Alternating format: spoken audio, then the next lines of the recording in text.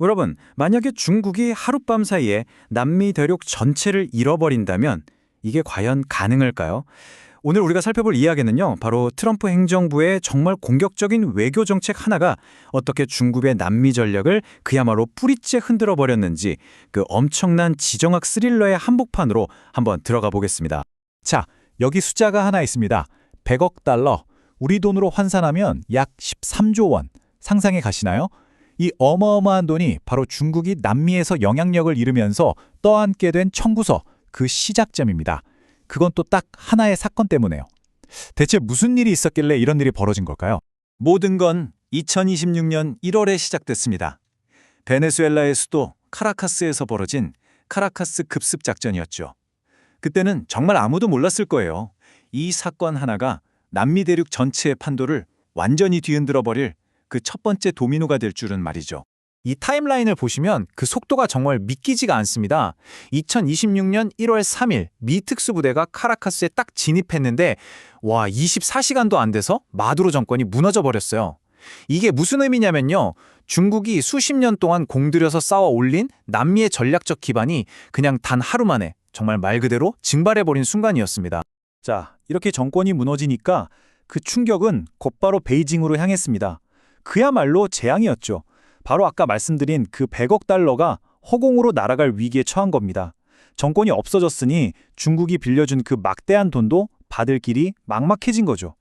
이 숫자를 좀 자세히 들여다보면 정말 충격적이에요. 중국이 베네수엘라에 쏟아부은 돈이 누적으로 무려 600억 달러. 이 중에 아직 못 받은 돈이 100억 달러나 된다는 거죠. 근데 이게 그냥 돈 문제로 끝나는 게 아닙니다. 사실 더 뼈아픈 손실이 있어요. 그건 바로 세계 최대 원유 매장량에 대한 접근권을 잃어버렸다는 겁니다. 중국 입장에선 에너지 안보의 핵심 고리 하나가 그냥 뚝 끊어져 버린 거죠. 베네수엘라에서 시작된 이 충격파는요, 마치 지진처럼 남미 전역으로 쭉쭉 퍼져나갔습니다. 외교적인 도미노가 와르르 쓰러지기 시작한 거예요. 자, 그 다음으로 넘어진 도미노는 바로 온두라스였습니다. 온두라스의 경우 중국이 했던 약속과 그들이 마주한 현실이 정말 너무나도 달랐습니다. 2023년에 온두라스가 대만과 관계를 끊고 중국의 손을 잡았거든요. 그때 중국이 우리가 거대한 시장을 열어주겠다고 약속했어요. 그런데 현실은 어땠을까요?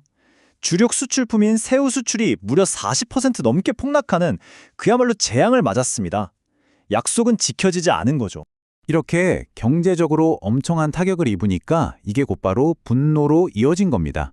소셜미디어를 보면요. 중국의 약속은 그냥 사기였다는 현지 양식업자들의 외침으로 아주 들끓었습니다. 결국 돈, 즉 경제적 이익이라는 약속 하나 윗고 맺었던 관계가 얼마나 허약했는지를 그대로 보여준 셈이죠. 자, 그런데요. 이 이야기에는 정말 놀라운 반전이 하나 숨어 있습니다.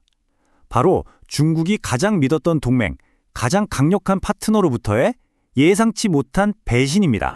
미국이 카라카스를 급습하기 바로 직전이었어요. 러시아가 아주 비밀스럽게 움직였습니다. 중국한테는 말 한마디 없이 베네수엘라에 있던 자국 외교관 가족들을 싹 다 철수시킨 겁니다. 이건 뭘 의미할까요? 작전 정보를 미리 알고 있었다는 거죠. 그런데 가장 중요한 파트너라는 중국한테는 입을 꾹 닫고 있었던 겁니다. 이 사실이 알려지자 중국 내부는 그야말로 발칵 뒤집혔습니다. 웨이보 같은 소셜미디어를 보면 러시아가 우리를 배신했다는 글들이 넘쳐났어요. 무제한 협력을 약속했던 파트너가 아니었나요? 이건 그냥 여론이 나빠졌다 이 수준을 넘어서서 양국의 신뢰에 정말 돌이킬 수 없는 금이 갔다는 걸 보여주는 장면이었죠.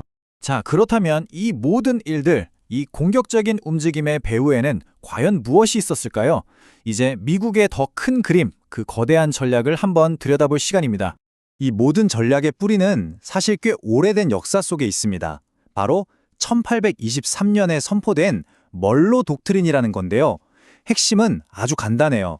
아메리카 대륙은 우리 미국 앞마당이니까 다른 외부 세력들은 간섭하지 마라는 아주 강력한 선언이었던 거죠.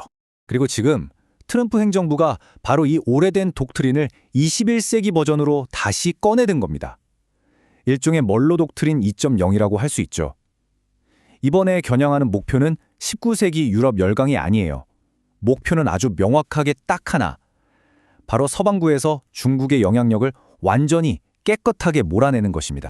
자, 그럼 이런 엄청난 지정학적 격변 속에서 우리 투자자들은 과연 무엇을 봐야 할까요? 이 게임에서 현실적인 승자는 누가 되고 또 패자는 누가 될지 한번 짚어보겠습니다. 한 투자 보고서를 보니까 전략이 아주 명확하게 나와 있습니다. 앞으로 베네수엘라를 다시 건설하는 데 뛰어들 미국의 에너지 기업이나 건설 기업은 좋게 보고, 이른바 롱이죠.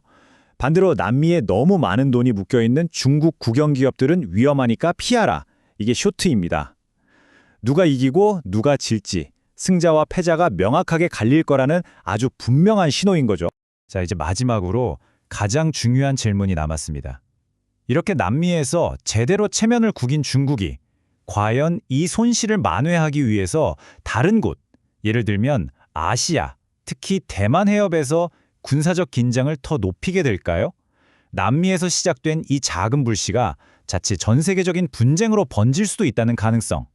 이것이야말로 우리가 앞으로 계속해서 지켜봐야 할 가장 중요한 관전 포인트가 되겠습니다.